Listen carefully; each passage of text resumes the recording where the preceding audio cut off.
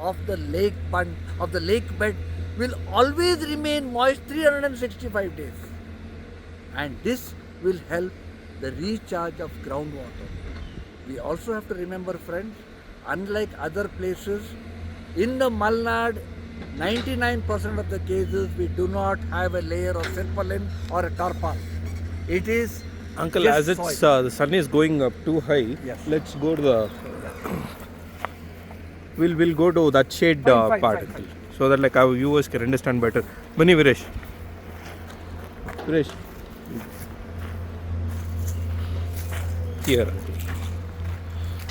Uncle, can you just repeat the point, uncle, which you were telling about the depth?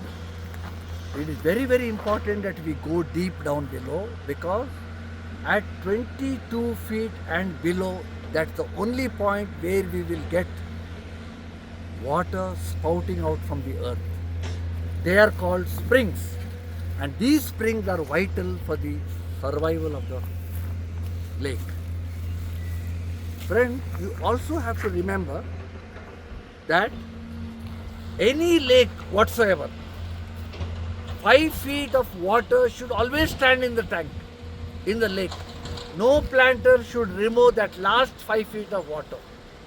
Once the sun's rays goes and touches the bottom of the lake, which has no water, the springs dry up totally.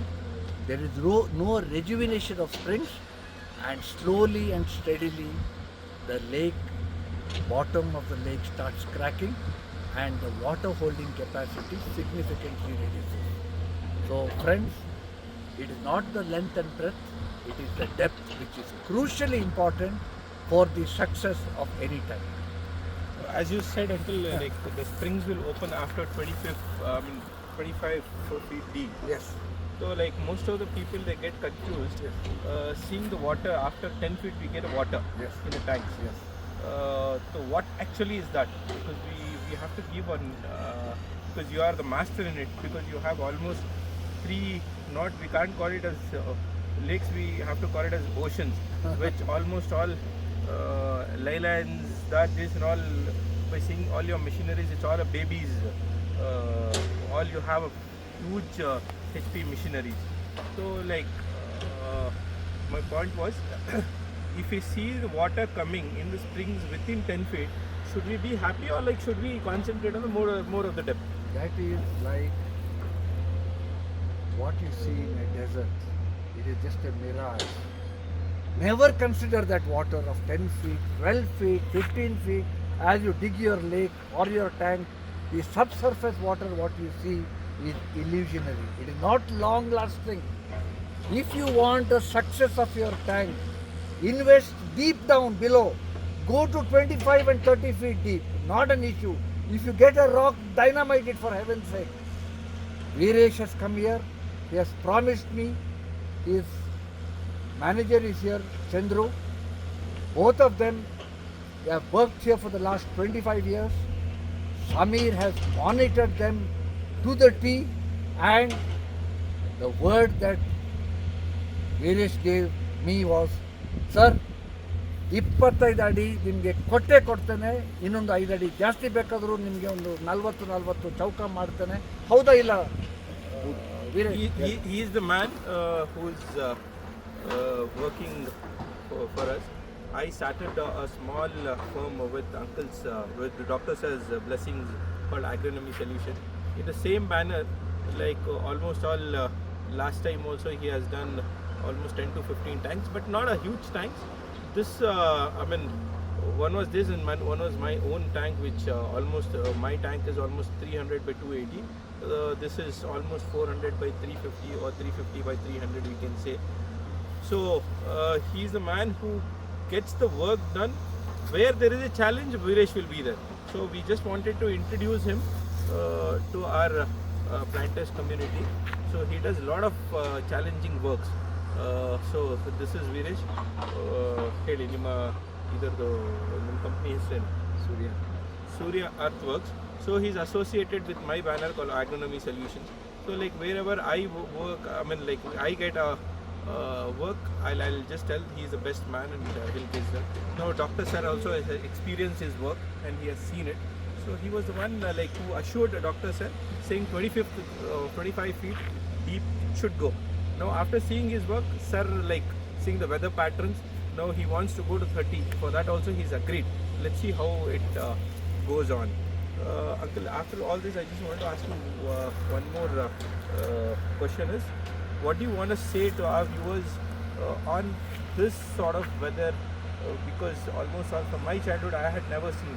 And what question marks are we getting is, me being into agriculture, can we survive in agriculture by this sort of weather? I mean, another very relevant question. Global warming is here to stay. Let us not think that it is illusionary. We are going to face global warming, either extremes of drought or extremes of moisture. This year we have faced two critical points, two melting points in the industry never thought of. First is soil moisture. The soil moisture in the interlattices of the soil, which means to say there is a small amount of water which is available in the soil particles, even that has disappeared. So forget the plants, even microbes cannot survive. The nitrogen fixers cannot survive. The phosphate solubilizers cannot survive. The potassium accumulators cannot survive. And once soil microbes are dead in the soil, that soil is unfit for agriculture. Number one. Number two, water is the elixir of life. Without water, let us not put our hands into agriculture. What exactly do you mean elixir, doctor? Because water is everything. From the first package of practices to the harvesting of our plantation crops, may it be coffee, may it be arecanut, may it be coconut, may it be anything associated with the multi-cropping, water, water, water. And if there is no sufficient moisture, we are finished. I said one critical component was moisture stress, what we faced. Second is temperature stress. I have time and again told the planting community that coffee is all about bringing in a microclimate. And I have used 10 to 12 rain guns, all put together with a pump discharge of 7,000 liters per minute to give a microclimate, and that is how my coffee is surviving even in this hot, humid temperature condition. So friends, forget about expanding your areas. The little area that you have, expand your tanks. That is our survival now and for the future. Also friends, my strong message is, in this unprecedented coffee crisis, everybody's house in the plantation industry is burning with fire. If we have to survive, unity is strength.